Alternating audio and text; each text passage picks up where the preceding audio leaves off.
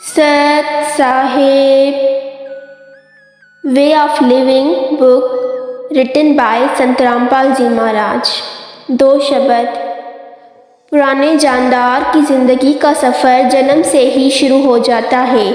उसकी मंजिल निर्धारित होती है।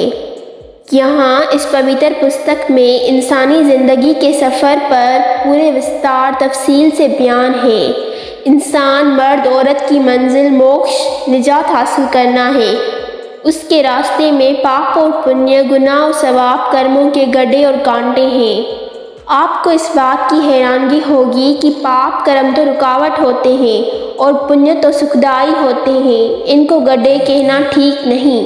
इसका मुख्तसर बयान।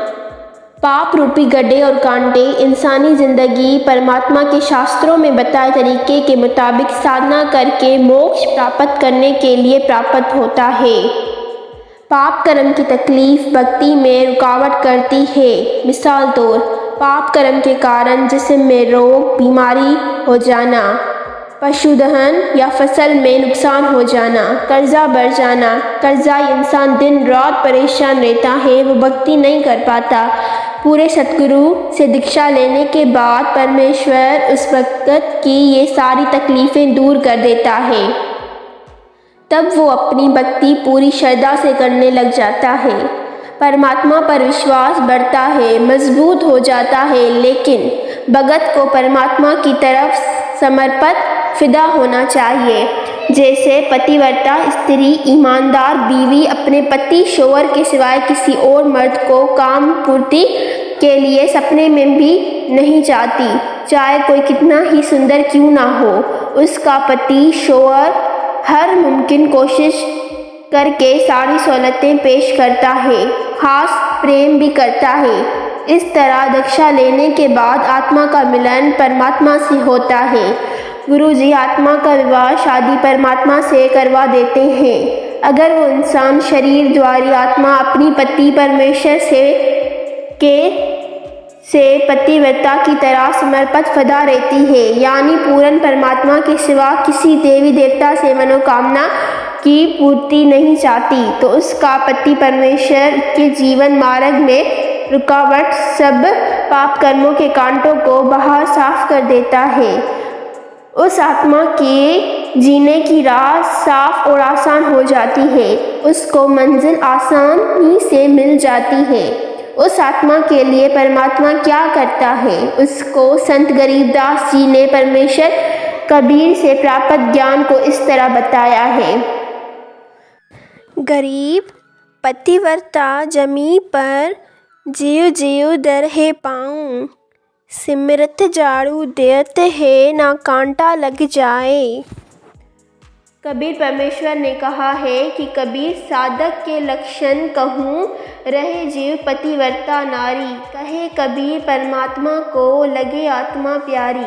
पतिव्रता के भक्ति पथ को आप साफ करे करतार, आन उपासना त्याग दे सो पतिव्रता पार। भक्ति करने से पाप खत्म हो जाते हैं, जो भक्ति की राह में रोड़े पत्थर बनते हैं। कबीर जब ही सतनाम हृदय धरूं, बहु पाप को नाश, जैसे चिंगारी अग्नि की पड़ी पुरानी घास। इसीलिए पूर्ण गुरु से दीक्षा लेकर हर एक स्त्री, पुरुष, बालक हो या औरत, मर्द, बच्चा 3 साल के बाद बूढ़े जवान को भक्ति ज़रूर करनी चाहिए। पुण्य स्वभाव भी भक्ति मार्ग में रुकावट है। गुजरे जन्म के पुण्यों के कारण घर में धन होता है, हर सहूलत होती है। किसी को राजपद प्राप्त होता है, जो भक्ति में बाधक होता है। वो सुख उसको परमात्मा से कोसों दूर कर देता है। ऐसा सुख भी जीने की राह में रोड़ा है, परमात्मा प्राप्ति की मंजिल को दूर कर देता है। कबीर सुख के माथे पत्थर पड़ूं, नाम हृदय से जाए बलिहारी, व दुख के जो पल पल नाम रटावे। एक दौलतमंद या राजपद प्राप्त शख्स को परमात्मा की कथा सुनाने की कोशिश करके देखें, उसकी बिल्कुल रुचि नहीं बनेगी। दूसरी तरफ पाप कर्म की मार्जिल रहे इंसान को परमात्मा की चर्चा सुनाएं, उसे सुनाएं कि परमात्मा सारी तकलीफ़ें दूर कर देता है। आप परमात्मा की भक्ति क्या करो। देखो अपने गांव का फ़लाँ शख्स उस संत से दीक्षा लेकर सुखी हो गया। वो भी आपकी तरह कष्ट में था, तो वो दुखी इंसान भक्ति पर लग जाता है।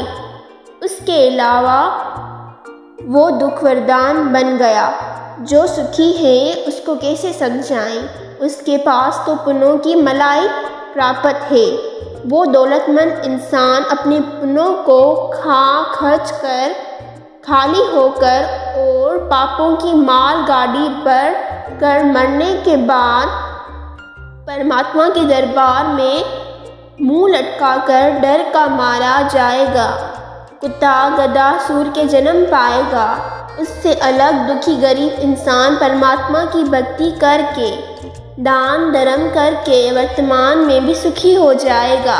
पाप कर्मों से बचकर पुण्यों की माल गाड़ी बढ़कर भक्ति धन का धनी अमीर होकर परमात्मा के दरबार में निर्भय होके जाएगा।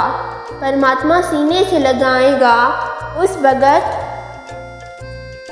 को मोक्ष देकर हमेशा सुखी कर देगा।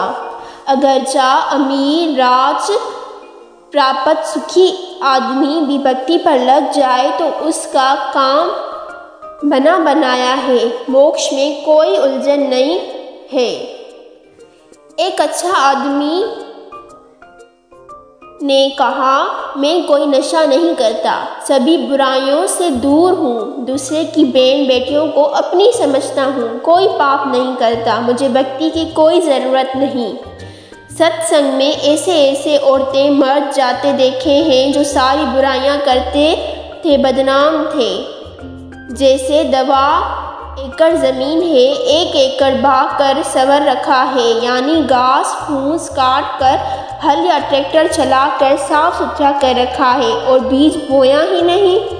दूसरे एकड़ ज़मीन में सब